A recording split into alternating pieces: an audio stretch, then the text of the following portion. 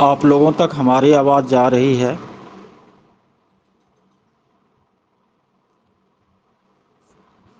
Okay.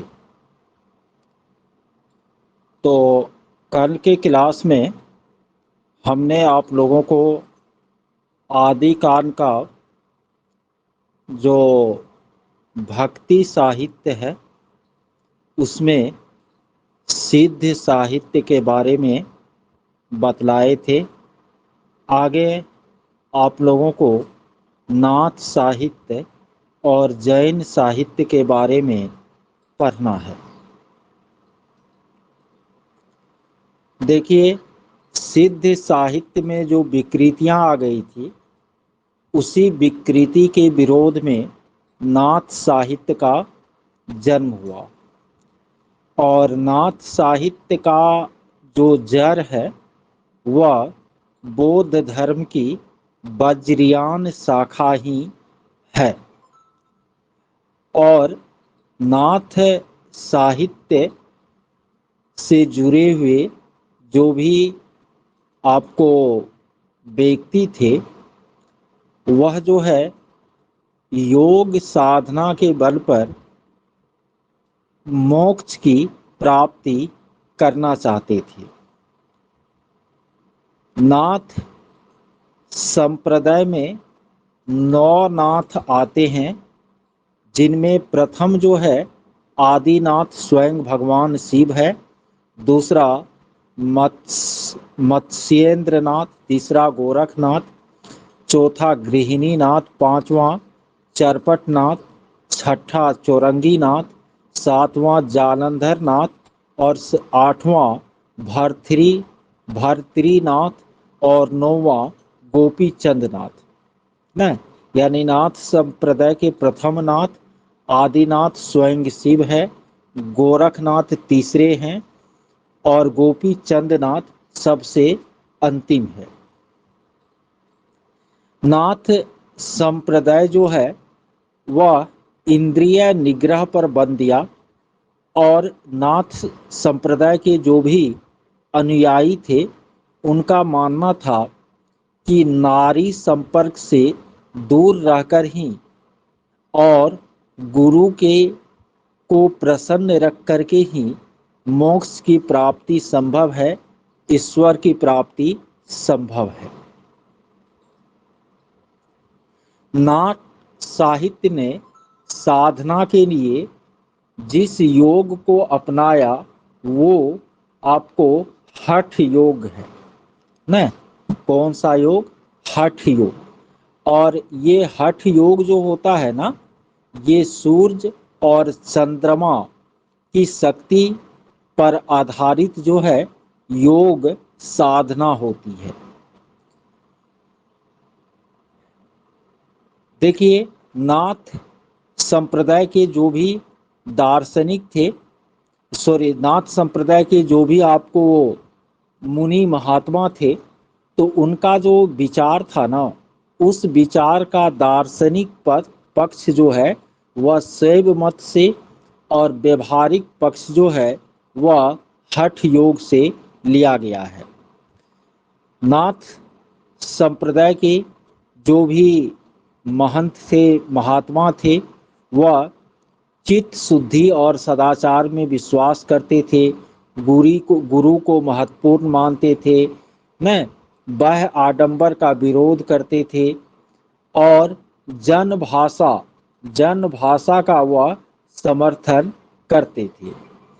तो ये आपको नाथ संप्रदाय और नाथ साहित्य के बारे में क्या रखनी है? याद रखनी है। इनके बाद इनमें आपको जैन साहित्य के बारे में पढ़ना है। देखिए, आदिकाल में जो भी उपलब्ध सामग्री है ना, उसमें सबसे अधिक ग्रंथों की संख्या जैन ग्रंथों की है। जैन धर्म के प्रवर्तक महावीर स्वामी हैं और जैन धर्म में सुख दुख के बंधनों पर जो जीत पाई जाती है उसको जिन्न कहा जाता है। जैन धर्म जो है 4 मूल बातों पर आधारित है: अहिंसा, सत्य भाषण, अस्तेय, अनासक्ति या अपरिग्रह। और बाद में इसमें आपको ब्रह्मचर्य को भी क्या किया गया, शामिल किया गया। जैन धर्म के अंतिम जो पैगंबर थे, जैन धर्म के जो अंतिम आपको गुरु थे वह भगवान तीर्थंकर, जैन धर्म के अंतिम तीर्थंकर भगवान महावीर थे। जैन धर्म में तीर्थंकरों की जो संख्या है वह 24 मानी जाती है। और आपको जैन साधु बाद में श्वेतांबर और दिगंबर इन 2 संप्रदायों में क्या हुए, बट गए। जैन धर्म के जो भी समर्थक जैन मुनि थे उन्होंने जो भी जैन साहित्य लिखा वो आपको अपभ्रंश लिखा में अपभ्रंश भाषा में लिखने का कार्य किया। देखिए,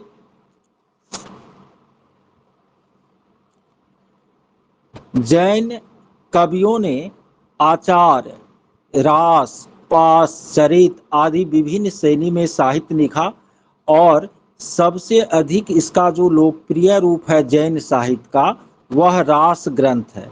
यह जो रास ग्रंथ है वह वीर गाथा के रासों से क्या है, अलग है।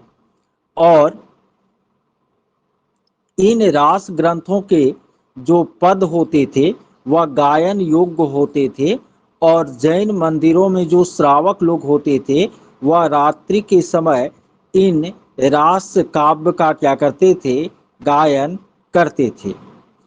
हिंदी में आपको रास काव्य की परंपरा का प्रवर्तन, मैं यहाँ ये वाक्य याद रखिएगा, हिंदी में रास परंपरा का प्रवर्तन जैन साधु शालिभद्र सूरी द्वारा लिखित भरतेश्वर बाहुबली रास से माना जाता है।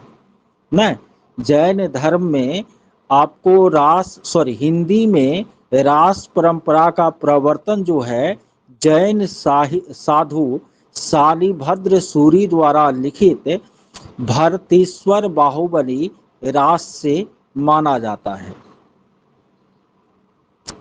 जैन कवियों ने रामायण और महाभारत के कथानकों और कथानायकों को अपने विश्वास और मान्यता के सांचे में ढाल करके प्रस्तुत किया।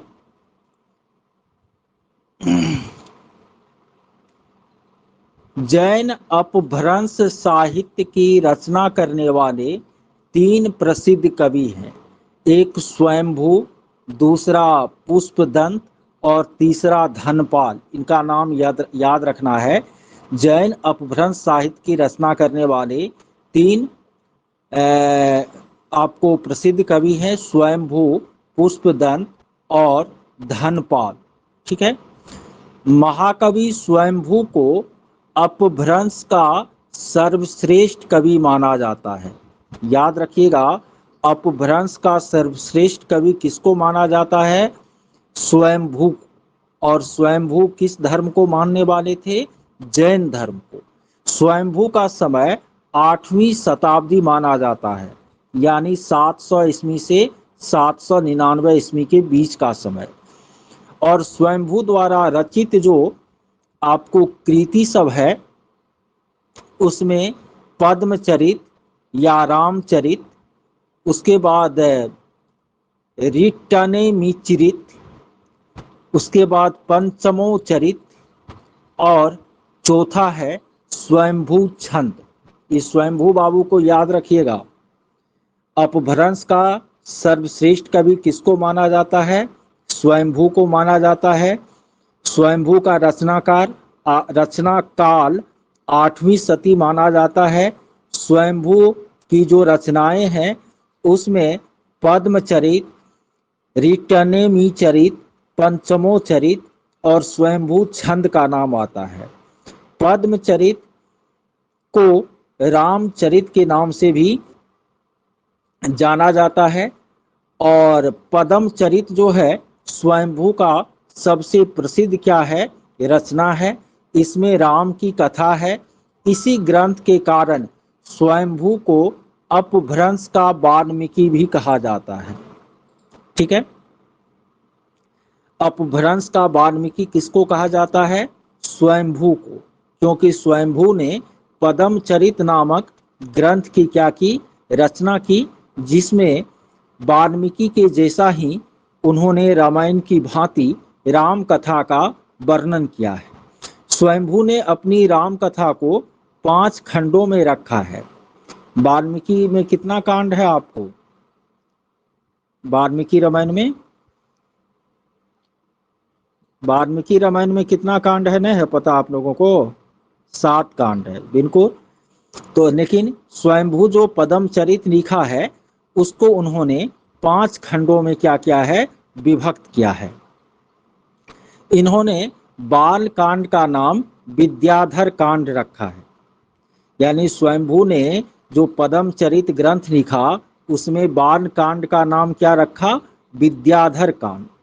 अरण्य और किष्किंधा कांड को उसने हटा दिया बिल्कुल। ठीक है, तो इसीलिए 7 में से 5 खंड ही उसके बच गए। तो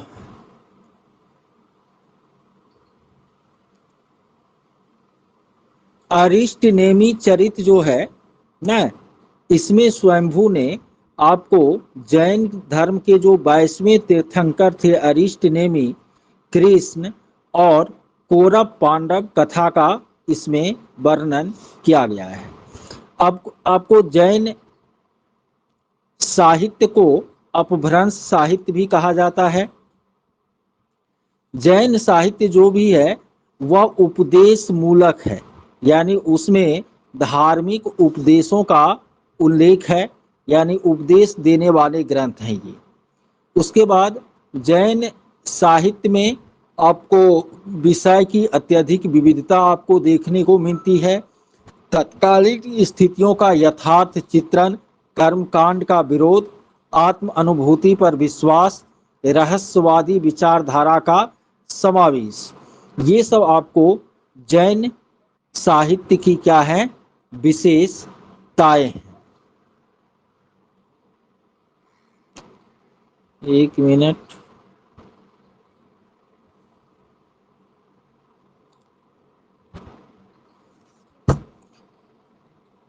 तो अभी तक हम लोगों ने आदिकाल के भक्ति साहित्य खंड के अंतर्गत किनको पढ़ लिया, सिद्ध साहित्य को, नाथ साहित्य को और जैन साहित्य को हमने पढ़ लिया। बोलिए अपभ्रंश का वाल्मीकि किसे कहा जाता है,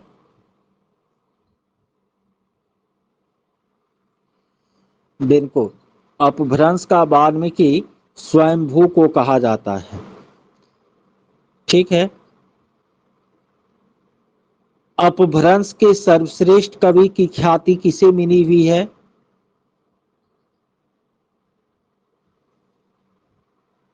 स्वयंभू को। जैन साहित्य सामान्यतः किस भाषा में लिखी गई है,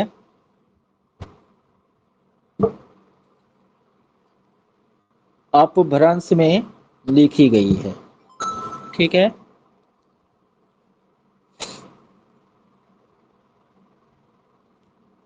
दोहा कोश किसकी रचना है, दोहा कोश किसकी रचना है, सरहप्पा का। यानी आगे पढ़ाते चलेंगे या पीछे आप लोग भूलते जाइएगा, सरहप्पा की रचना है। दोहा कोश किस साहित्य के अंतर्गत आता है, सिद्ध साहित्य के अंतर्गत आता है। किसके अंतर्गत आता है, सिद्ध साहित्य। नाथ साहित्य का जड़ जो है किसमें छुपा है, बौद्ध धर्म के वज्रयान शाखा में, जैन धर्म के दिगंबर शाखा में, जैन धर्म के श्वेतांबर शाखा में, इसमें कोई नहीं। बिल्कुल बौद्ध धर्म के वज्रयान शाखा में। नाथ संप्रदाय में कितने नाथ की चर्चा है? नाथ संप्रदाय में कितने नाथ की चर्चा है? 9 नाथ की चर्चा है, जिसमें पहला कौन है? स्वयं आदि पुरुष भगवान शिव, दूसरा मच्छिंद्रनाथ, और तीसरा है गोरखनाथ। तीसरा क्या है? गोरखनाथ।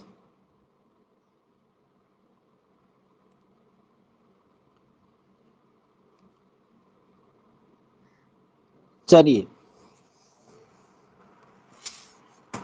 अब हम लोग आदिकालीन जो लौकिक साहित्य है उनके बारे में जानते हैं। देखिए, आदिकाल के लौकिक साहित्य में ढोला मारूरा दूहा, बिसल देव रासो, बसंत विलास, राउल वेल, उक्ति व्यक्ति प्रकरण, वर्ण रत्नाकर, अमीर खुसरो की रचनाएं, कीर्ति लता, कीर्ति पताका जो विद्यापति की पदावलियां हैं, वो आदिकाल के लौकिक साहित्य है। सबसे पहला इसमें ढोला मारूरा दूहा के बारे में जान लेते हैं। देखिए, ढोला मारूरा दूहा जो है उसका संबंध जो है राजस्थान से है। राजस्थान में कछवाहा वंश के राजा नन के पुत्र ढोला और पूगन के राजा पिंगन की रूपवती कन्या मारवाड़ी की प्रेम कथा का वर्णन जो है ढोला मारूरा दूहा में है। ठीक है, राजस्थान के लोक जीवन से जुड़े होने के कारण यह पश्चिमी राजस्थान में काफी क्या है? लोकप्रिय है। यह एक लोक गाथा काव्य है। राजस्थान में ढोला और मारबनी को प्रेम के प्रतीक के रूप में स्मरण किया जाता है। संदेश रासक और बिसन देव रासों की भांति यह भी एक विरह काव्य है। इसका जो कथासार है वह इस तरह से है कि बचपन में ही ढोला और मारबनी का विवाह हो जाता है। युवा होने पर मारबनी अपने बचपन के प्रति ढोला की चर्चा सुनती है और उसके विरह में व्याकुल हो जाती है। वह अपने पति का पता लगाने के लिए कई संदेश वाहक भेजती है, लेकिन कोई लौट कर नहीं आता। सभी संदेश वाहकों को मारवनी की सोत यानी मारवनी की सोत जो सोतन है मालबनी वह मरवा देती है और ढोला तक जो है वह संदेश पहुंचने नहीं देती। अंत में मारवानी लोकगीत के गायक ढाढी को संदेश देकर भेजती है। वह ढोला तक पहुंचने में सफल हो जाती है और ढाढी के प्रयत्न से ढोला और मारवनी का पुनर्मिलन होता है। ठीक है, क्या समझे आप लोग कि ढोला मारा नामों सब ऐसा है, ढोला मारू दूहा, ढोला मारू रा दूहा राजस्थान की संस्कृति को उल्लेखित करने वाला एक लौकिक काव्य है। ढोला मारू रा दूहा रचना जो है इसमें कछवाहा वंश के राजा नन के पुत्र ढोला और पूगल वंश के राजा पिंगल की रूपवती कन्या मारवाड़ी की प्रेम कथा का वर्णन है। ठीक है, यानी ढोला और मारबनी का बचपन में ही क्या हो जाता है? विवाह हो जाता है। लेकिन युवा होने पर ढोला जो है अपना अलग शादी कर लेते हैं मालवनी से। अब मारवनी जो है वह अपने घर पर ही रह जाती है। उसको जब पता चलता है कि हमारी शादी ढोला से हुई थी तो उसके विरह वेदना का यह शिकार हो जाती है। वह उनसे क्या करना चाहती है, मिलना चाहती है। कहीं संदेशवाहक को वह जो है, उस समय इतना टेलीफोन है ये सब तो नहीं ना था, संदेशवाहक को वह भेजती है, कोई नहीं लौट के आता है। अंत में ढाढ़ी नाम का संदेशवाहक जो है ढोला के पास पहुंचता है। मारबनी के विरह की वह वहां पर चर्चा करता है। फिर ढोला और मारबनी का मिलन होता है। यही इस पुस्तक की कथा वस्तु है। ठीक है, इनका कोई विशेष आपको रचनाकार का जो है उल्लेख नहीं है। ढोला मारूरा दोहा में वर्षा ऋतु का, पावस ऋतु का तो वर्णन मिलता है, लेकिन 12 मासा का वर्णन नहीं मिलता है। और शैली की दृष्टि से ढोला मारूरा दोहा राजस्थान के लोकगीत की श्रेणी में आता है। इनके बाद आपको लौकिक साहित्य में दूसरा है बिसल देव रासो। देखिए, बिसल देव रासो हिंदी के आदिकाल की एक श्रेष्ठ रचना है, जिसके रचनाकार नरपति नाल है। बिसल देव रासो के रचनाकार कौन है? नरपति नाल है, नरपति नाल। यह एक प्रेम काव्य है जिसमें संयोग और वियोग के गीत गाए गए हैं। इस कृति में बिसलदेव रासो में अजमेर के चौहान राजा विग्रहराज, जिसको बिसलदेव के नाम से भी जाना जाता है, और भोज परमार की पुत्री राजमती के विवाह, वियोग, पुनर्मिलन आदि का वर्णन बिल्कुल सरस और सरल शैली में किया गया। इतने बात याद रखिएगा। किसमें? बिसल देव रासो जो है नरपति नाल की रचना है। यह एक प्रेम काव्य है। इसमें राजा विग्रहराज, जिसका दूसरा नाम बिसल देव भी है, और राजमती के विवाह, वियोग, पुनर्मिलन आदि का जो है आपको वर्णन मिलता है। इनके बाद आपको बसंत विलास है। देखिए, डॉक्टर माता प्रसाद गुप्त ने बसंत विलास का रचनाकाल 13वीं से 14वीं सदी के मध्य माना है। इस बसंत विलास रचना के रचनाकार का भी पता नहीं चल पाया है। ठीक है, और इस बसंत विलास नाम की जो रचना है, इसमें 84 दोहा में न बसंत ऋतु और स्त्री पर उनके विलासपूर्ण प्रभाव का मनोहारी वर्णन किया गया है। इस काव्य में प्रकृति और नारी दोनों के मदोन्मत्त रूप श्रृंगार रस की तीव्र धारा प्रवाहित होती है, और यह आसान ब्रज भाषा में लिखी गई है। कौन? बसंत विलास। इसके बाद राउड वेल है। देखिए, राउड वेल जो है एक चंपू काव्य है। चंपू काव्य उसको कहा जाता है,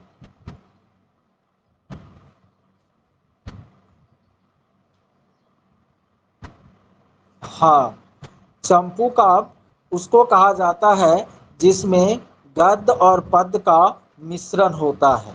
यानी चंपू साहित्य का सबसे प्राचीनतम कृति राउड वेल है।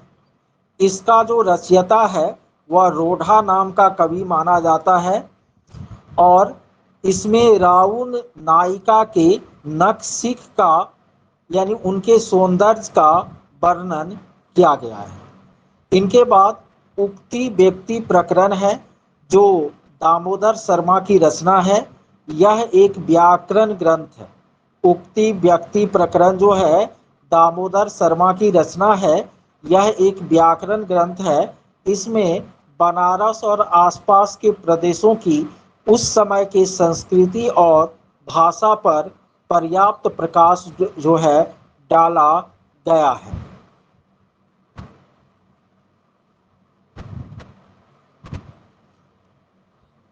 उसके बाद वर्ण रत्नाकर जो है आपको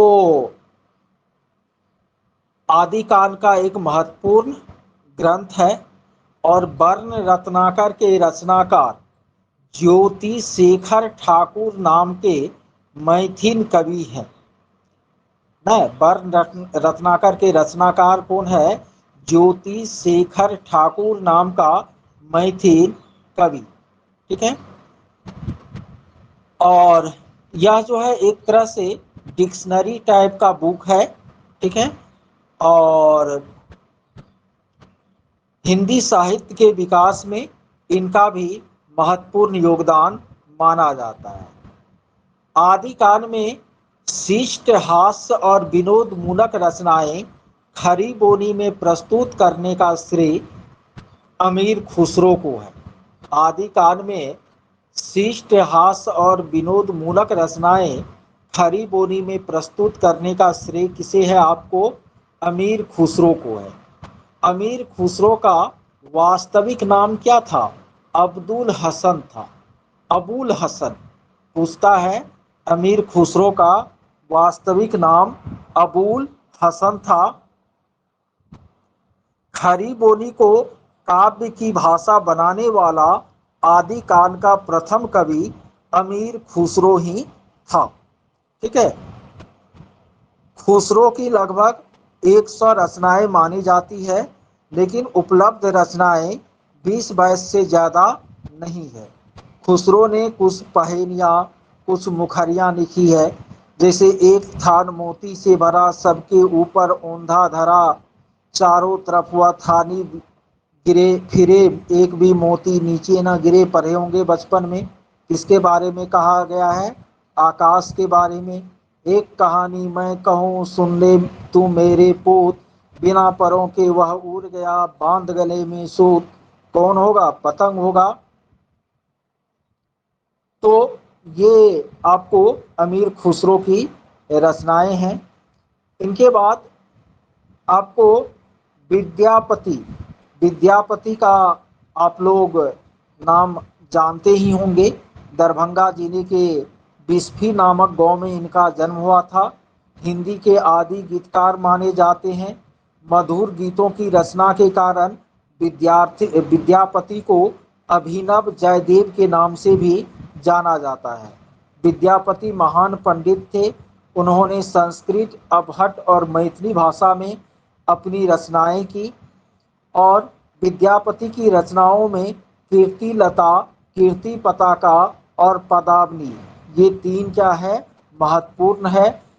विद्यापति पदावली में राधा कृष्ण के प्रणय लीला के का अत्यंत हृदयहारी चित्रण किया गया है। विद्यापति के आदर्श कवि जयदेव रहे हैं और गीत गोविंद से, जयदेव की जो रचना है गीत गोविंद, उनसे ही प्रभावित होकर विद्यापति ने पदावलियों की रचना की है। विद्यापति की जो पदावली है उसमें श्रृंगार रस का जो 2 पक्ष है, संयोग और वियोग, ये दोनों इसमें क्या होता है? उपलब्ध होता है।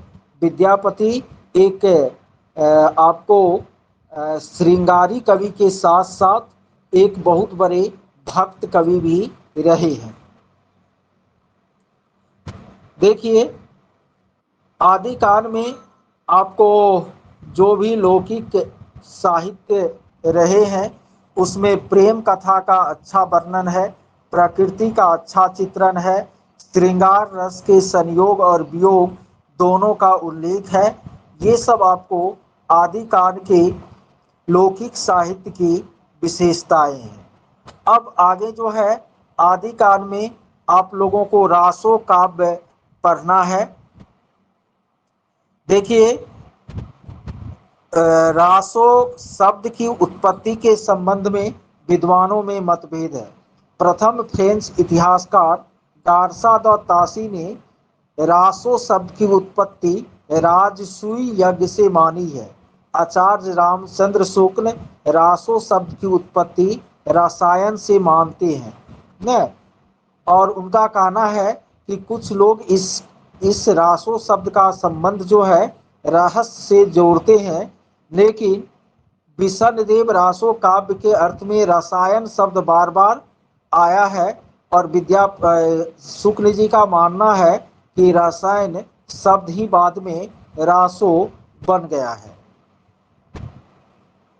देखिए, रासो काव्य जो भी है वे सामान्यतः जो है वह वीर रस की क्या है, रचनाएं हैं। रासो काव्य के जो महत्वपूर्ण प्रतिनिधि ग्रंथ है उसमें खुमान रासो का नाम आता है। खुमान रासो जो है आपको रासो काव्य की सबसे प्रारंभिक रचना है और खुमान रासो का उल्लेख जो है शिव सिंह सेंगर की कृति जो है शिव सिंह सरोज में मिलती है। खुमान रासो के रचयिता जो है दलपति विजय है। खुमान रासो के रचयिता जो है दलपति विजय हैं और इसमें राजस्थान के चित्तौड़ राजा खुमान द्वितीय के युद्धों का सजीव चित्रण किया गया है। इस ग्रंथ की प्रमाणिक हस्तलिखित प्रति जो है पूना के संग्रहालय में सुरक्षित है। खुमान रासो 5000 छंदों का एक विशाल ग्रंथ है। ठीक है, और इसमें आपको श्रृंगार और वीर दोनों प्रकार के रसों से युक्त छंदों का क्या है, संकलन है। इनके बाद परमान रासो है। परमान रासो को आल्हा खंड भी कहते हैं और आचार्य रामचंद्र शुक्ल ने परमान रासो को बायलेग और डॉक्टर राम कुमार वर्मा ने इसे वीर गाथा काव्य कहा है। कुछ विद्वान इसे विकासशील लोक महाकाव्य मानते हैं। परमान रासो की लोकप्रियता को देखते हुए ग्रियर्सन ने इसे वर्तमान युग का सर्वाधिक लोकप्रिय महाकाव्य माना था। देखिए, परमान रासो के जो रचनाकार हैं वह जगनीक है। परमान रासो के रचनाकार जगनीक है। वह महोबा के नरेश परमर्दी देव वे पर आश्रित थे और उसी के वीर गाथा का वर्णन जो है इसमें किया गया है। हम्मीर रासो जो है, हम्मीर रासो, ठीक है, इनके जो रचनाकार है वह सारडगधर माने जाते हैं, हम्मीर रासो के रचनाकार। उसके बाद विजयपाल रासो के रचनाकार जो है नल सिंह भाट माने जाते हैं। इसमें आपको राजा विजयपाल सिंह और बंगाल के राजा के युद्ध का सजीव चित्रण है। विजयपाल रासो का अभी 42 छंद ही उपलब्ध है। विषण देव रासो जो है वह भी रासो साहित्य की 5वीं कृति है और इनके रचयिता नरपति नान माने जाते हैं। यानी सब ग्रंथ का रचयिता और उस ग्रंथ के बारे में कुछ विद्वानों ने क्या कहा है और उस ग्रंथ में किस चीज का उल्लेख है, ये आपको क्या करना है, नोट करना है, याद करना है।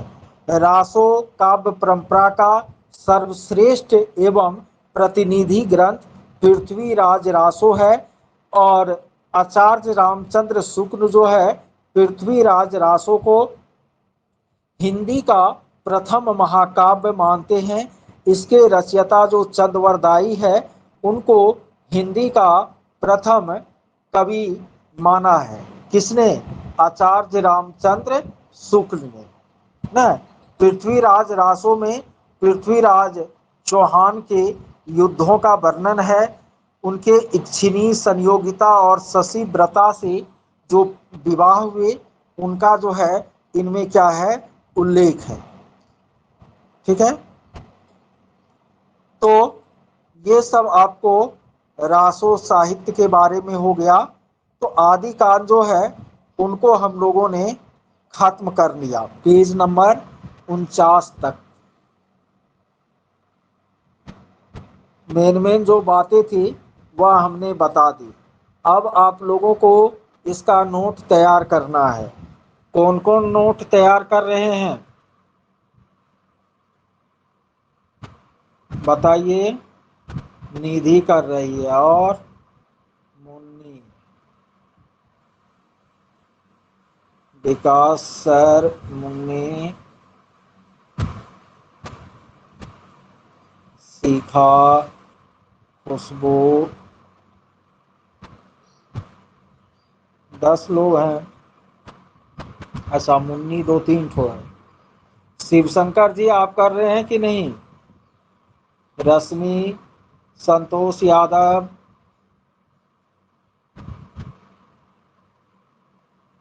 आप लोग अपने अपने नोट को पीडीएफ बना करके यहाँ तक का जो है रात में शेयर कीजिएगा। ठीक है, रात में पीछे से कुछ क्वेश्चन भी पूछेंगे और आगे जो है भक्ति कार्ड पढ़ाएंगे। बहुत कुछ पढ़ना है, समय बहुत कम है।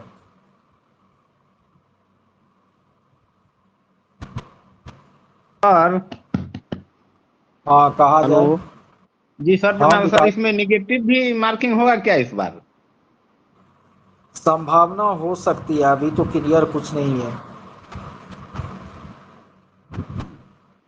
अभी तो केवल निगेटिव तैयारी, मार्किंग होगा तो? तो सब जो तब होगा वो सबके होगा ना। जी। निगेटिव तो और अच्छा होता है, पढ़ने वाले के लिए निगेटिव ही अच्छा है। ठीक है, नहीं तो बिना पढ़ने वाला सब भी तुक्का से बहुत नंबर ला देता है कभी कभी। जी। पढ़ने वाले के लिए निगेटिव ही अच्छा है। आप लोग चिंता मत कीजिए, इतना 2 महीना में पढ़ा देंगे और पूछताछ करके याद करा देंगे कि क्वेश्चन एकदम सब जाना पहचाना लगेगा।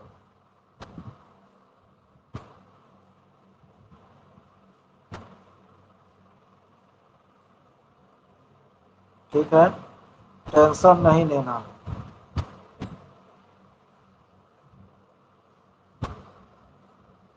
चलिए ठीक है।